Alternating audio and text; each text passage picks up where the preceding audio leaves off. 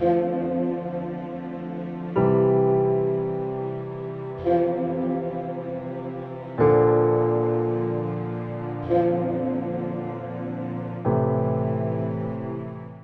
لیے آج کی تلاوت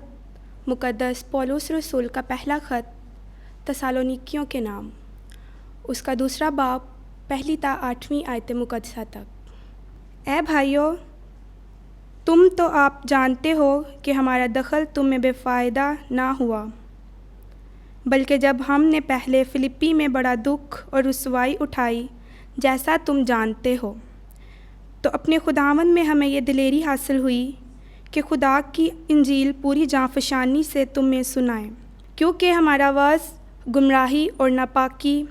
اور دغابازی سے نہ تھا، بلکہ جیسا خدا نے ہمیں قبول کر کے انجیل کا امانت دار کیا ویسا ہی ہم بیان کرتے ہیں،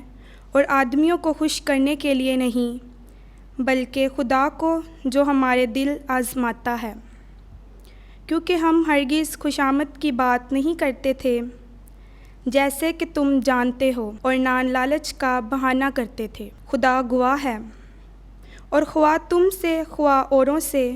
ہم آدمیوں سے عزت نہیں چاہتے تھے۔ ہم مسیح کے رسول ہو کر